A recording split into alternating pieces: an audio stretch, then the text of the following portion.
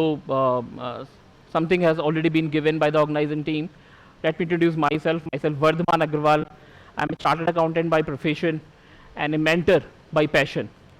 So, like 15 years into the industry, and I have spent sort of a lot of time traveling and meeting new people and identifying new opportunities within myself to improve myself, and obviously to improve as a director of one of the big four into the client business as well. So let me start with this particular fact that as per the recent Harvard studies, 47% of the productivity got vanished because of the wandering mind. And just imagine in a way that it is just like half of your employee are not there in the company. So the productivity is bound to happen down. So that also happen if we are not developing a habit of self-audit on daily basis, so that we can self-reconcile ourselves and productivity can be increased from our side. One. Apart from it, World Health Organization also come up with a eye-opening facts in a way that approximately 1 trillion wealth got deteriorated, as there are some limitations, there are some issues, and there are some unreconciled items lying in the brains of the person executing the things. So that's the beauty of having self-reconciliation, self-audit done, if it is done on daily basis, that too with all the tools and techniques that are required. What I have seen in my experience, that there are, it's a general fact that 60,000 thoughts come on daily basis, 80% thoughts are repetitive, and 95% thought are negative in nature. Now, it's all about what thought we are putting our action to, and how we are reconciling those thoughts with the help of techniques including self-audit. Socrates has rightly said that a life without any examination, a unchecked life, is not worth living. So, my dear friends, the theme of the discussion is audit within. Let's talk about it in detail. You know that every company prepare the balance sheet, profit and loss account, and cash flow. Do we prepare for us as well? For example, a specific cash flow statement for fulfilling the dreams, a specific balance sheet for owning something that value in our life, a profit and loss account that shows that during the day, whatever energy we have expended, have we received, have we achieved that outcome which is required to be there in terms of humanity, in terms of enhancing business relationship, personal relationships, and most importantly, working on the health. What I have noticed that as a asset, we have integrity, we have skills, we have kindness, and most importantly, we have that nature of proactivity, that we can just imagine what are the things going to happen, and we can do it on a timely basis.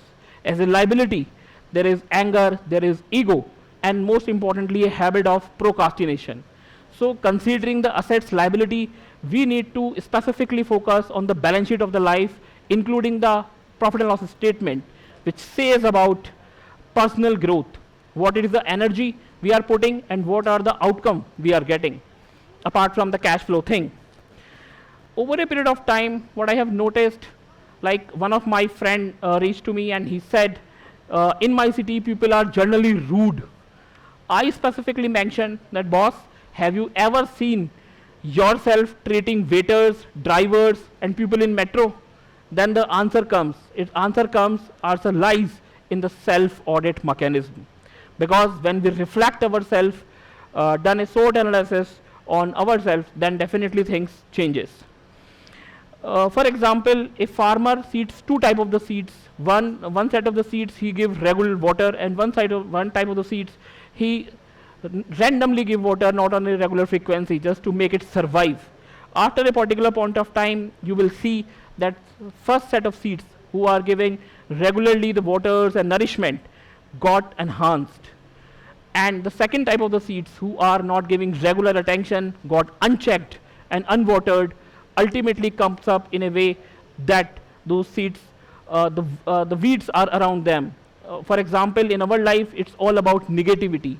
If we are not focusing specifically on checking our thoughts, on checking the activities that we have performed in a day, then definitely the weed of negativity, the weed of unproductivity will come in, and it will ruin our life in a way that we will not be able to achieve the desired dreams, desired targets that we have set for ourselves. Also, interestingly, what I have seen, that there are certain companies who perform regular audits in terms of concurrent audit. Concurrent audits are in a way that are regularly performed, and perform in such a way that before the transaction is going to happen, they check it then and there. So in such way, we also should perform on daily basis the self-audit of our entire day. What sort of things has come out? We have a habit of checking our phone in the night. It is just about implementing certain tool of self-audit on daily basis.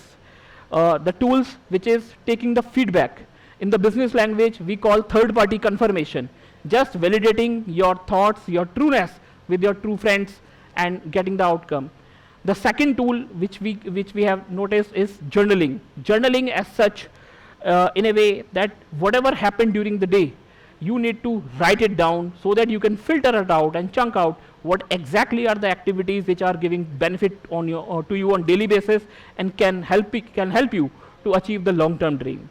Apart from it, one of the important tool of self-audit is resonating, is realizing self-value. Just 10 minutes. It's just like the reconciliation we perform in the business language for getting the outcome revalidated, getting the confirmation done in a way that all the things that we are performing on daily basis are aligned toward the thought, aligned toward the desired outcome, aligned toward the actions which are very much desired to achieve your dreams. So these are the few tools which one should apply apart from just checking the Instagram and different LinkedIn and Facebook posts by somebody while going to sleep. What I have noticed over a period of time, that people perform some such type of self-audit, but after the event had already happened. So we call it post-factor analysis, which is relevant to just take the learning, but it's better. It's like the risk. Earlier we hear, better it is. So we should perform it on daily basis so that the desired outcome can come, and we can utilize that desired outcome on daily basis. In my experience of 15 years into consulting, a basic problem comes up from all over, self-auditing mechanism, or the professional which I meet, they think that they are reconciled, is that they are reconciling themselves, but they are not, taking action on the reconciliation item. See, audit is not a fault-finding exercise. Audit is clearly a exercise which can help you to add value in a way that one should specifically focus that whatever outcome of the self-audit coming, they should be specifically aware that those outcomes should be regularly reviewed and regularly implemented. Implementation is a key in a way. So as I could understand from the overall scenario, that as the companies are running in the high profits, we should also run our balance sheet, our profit and loss account in high profit, in terms of goodwill, in terms of intellectual values that we can have.